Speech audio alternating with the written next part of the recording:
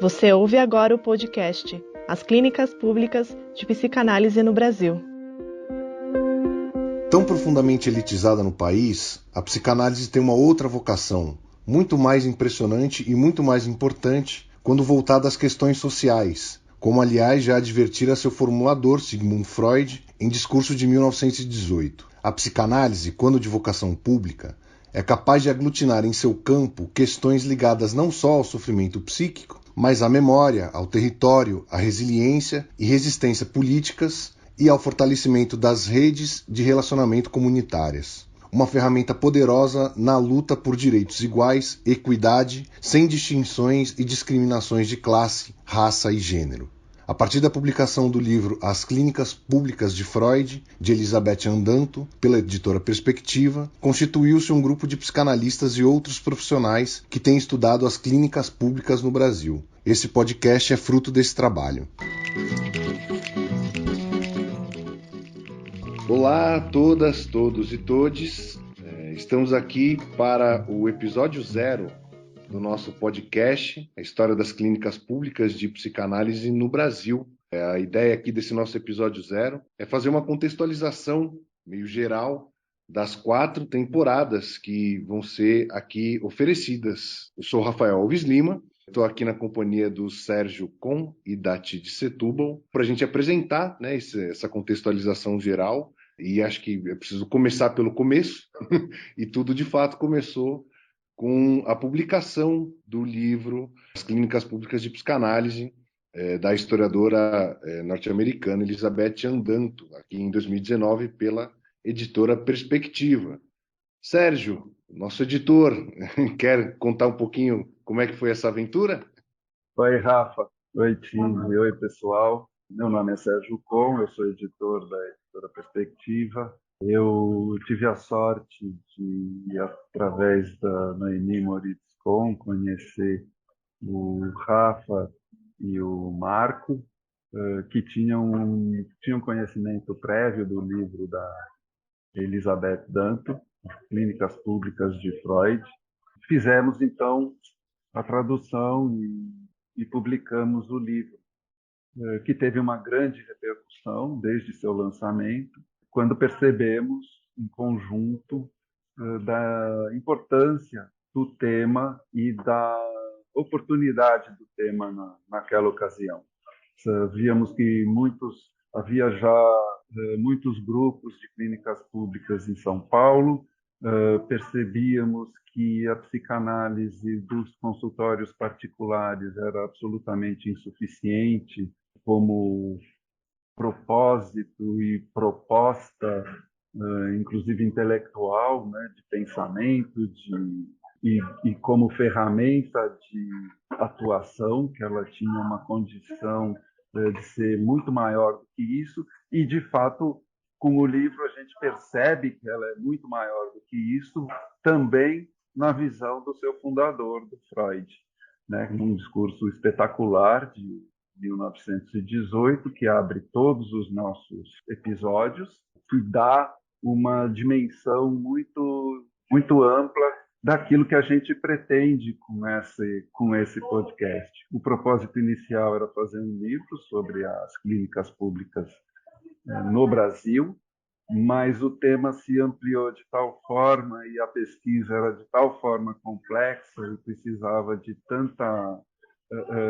trazer tanta informação que as próprias entrevistas se transformaram no eixo norteador do nosso grupo de pesquisas.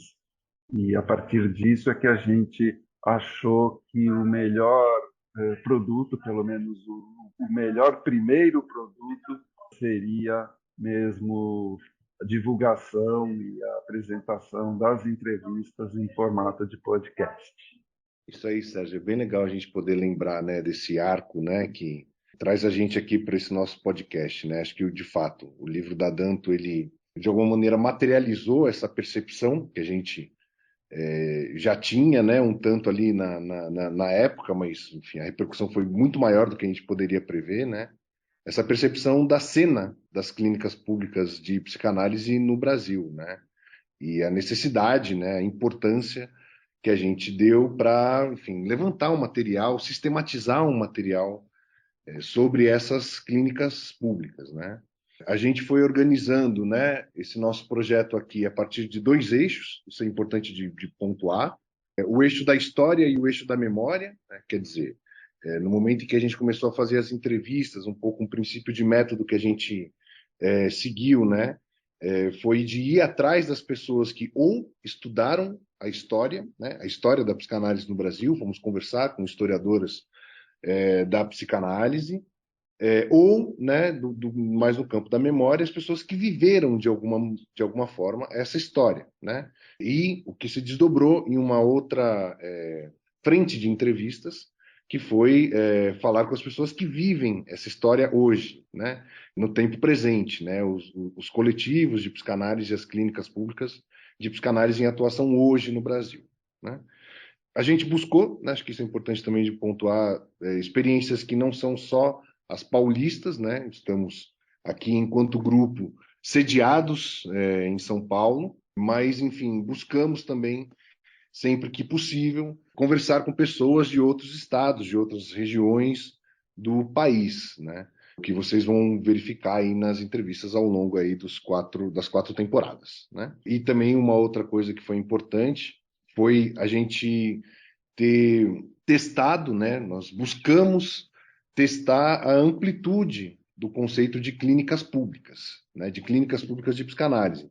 Em todos os episódios, a gente encaminhou essa pergunta, né, para os entrevistados, o que eles entendem por clínica pública de psicanálise, né? E foi recolhendo versões diferentes, justamente para testar a amplitude desse conceito norteador, né, de clínicas públicas de psicanálise, e testar, sobretudo, a premissa, que me parece irrevogável, do caráter público da psicanálise. Vamos ver como essa premissa repercute nas mais diferentes entrevistas e depoimentos que a gente recolheu, né? E eu queria também chamar a Tid aqui para a conversa, porque uma das intenções, né, uma das realizações aqui, que esteve no projeto, atravessou o projeto, foi justamente o mapeamento desses grupos de atuação, né, a cartografia desses grupos de atuação. Pedir para ti de contar um pouco, enfim, das aventuras dos territórios clínicos, né? Sim, oi Rafa, oi Sérgio. Bom, estava aqui escutando vocês, Rafa e Sérgio, e pensando como esse grupo nasce a partir de um livro, de uma ideia, junto com o livro, né, que é essa ideia de pesquisar uma cena de uma psicanálise pública que estava até então mais encoberta, e a gente junta esse grupo de 9 pessoas muito interessadas em estudar e explorar esse tema, né? Com a ideia inicial, como o Sérgio colocou, de fazer um livro, mas acho que mais do que qualquer outra coisa, com a ideia de que a gente poderia juntos explorar, né, esse território, essa dimensão tão fundamental da psicanálise, que é a dimensão da psicanálise pública. E aí a gente começa entrevistando muitas pessoas, foram entrevistas incríveis, muito ricas. Vamos tendo a sensação de que a gente está aprendendo muito, de que a gente está diante de um material histórico, e resolvemos que tínhamos que fazer mais com isso, né? Tínhamos que poder partilhar esse material com as pessoas. E acho que, então, são várias pesquisas dentro de uma, vou aqui pensando junto com vocês, e uma delas, como o Rafael colocou, foi a ideia de fazer uma cartografia das experiências que existiam, que estavam acontecendo no momento, e isso se juntou muito, como eu entrei no grupo muito a partir disso, né? Eu estava interessadíssima em olhar para essa cena da psicanálise no social, e Noemi me convida para integrar esse grupo, e paralelamente, então, a essas pesquisas, essas entrevistas que a gente foi fazendo, eu também fui fazendo, a partir desse projeto que coordeno, que chama Territórios Clínicos, uma cartografia dos grupos e das experiências que estavam acontecendo, sobretudo em São Paulo, né? Esse mapeamento está publicado, né, no site da Fundação Tid Setúbal, então, se alguém tiver interesse em conhecer mais especificamente as experiências de São Paulo, está lá. mas acho que a gente, no grupo aqui de Histórias das Clínicas Públicas de Psicanálise no Brasil, amplia, como o Rafael colocou, e vai buscar experiências no Brasil também, né? Não só em São Paulo. Mas por isso que me parece que é um grupo que tem várias pesquisas em várias conversas simultâneas, e que a gente espera que esse podcast possa traduzir e levar, né, para um público maior essas tantas conversas, essa espécie de polifonia aí de pensamentos e de pessoas de idades diferentes, de gêneros, de raça, enfim, que traduz aí um pouco essa cena da psicanálise no Brasil hoje. É isso aí, Tid, muito bom. Enfim, esperamos aí que todos possam desfrutar dessas entrevistas que a gente gostou tanto de fazer, né? A partir dela a gente foi preenchendo lacunas, né? E, enfim, concordo plenamente nessa simultaneidade de interesses, de desejos mesmo, né? Que compôs o grupo, né? A partir delas, as entrevistas elas foram se autonomizando, né? Dentro do próprio projeto. Elas ganharam uma certa independência. E a partir dessa autonomia, não fazia sentido que elas ficassem só com a gente, né?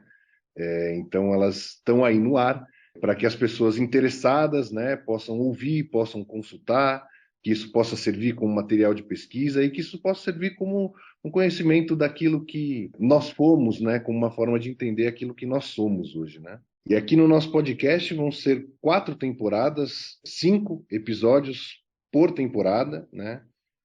Nós buscamos, né, em cada temporada equilibrar esses eixos, né, ter episódios de história, de memória e também de projetos atuais, né, tão equilibrados aí em cada temporada. E os episódios vão ser lançados nas plataformas de streaming, um por semana. Cada semana uma novidade aí.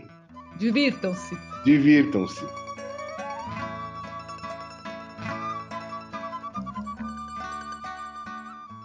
É possível prever que a consciência da sociedade irá se despertar e fará com que se lembre de que o pobre deve ter tanto direito à assistência para sua mente quanto dispõe agora do auxílio oferecido pela cirurgia a fim de salvar a sua vida, de que as neuroses ameaçam a saúde pública não menos do que a tuberculose e tampouco podem ser deixadas aos cuidados impotentes de membros individuais da comunidade. Tais tratamentos serão gratuitos. Pode ser que passe um longo tempo antes que o Estado chegue a compreender como são urgentes esses deveres. Tais instituições, provavelmente, iniciar-se-ão graças à caridade privada. Mais cedo ou mais tarde, contudo, chegaremos a isso. Freud, em discurso de 1918, na abertura do 5º Congresso Psicanalítico Internacional em Budapeste. Esse podcast é uma iniciativa do Grupo de Pesquisa sobre Clínicas Públicas no Brasil, com apoio da editora Perspectiva e da Fundação Tid Setúbal, produzido por A Toca Audiovisual. Fazem parte do grupo de pesquisa Ana Turriani, Cristiana Martins Freire, Emiliano de Camargo Davi, Jorge Broide, Noemi Moritz Kohn, Olivia Gianecchini, Rafael Alves Lima, Sérgio Kohn e Tid Setúbal.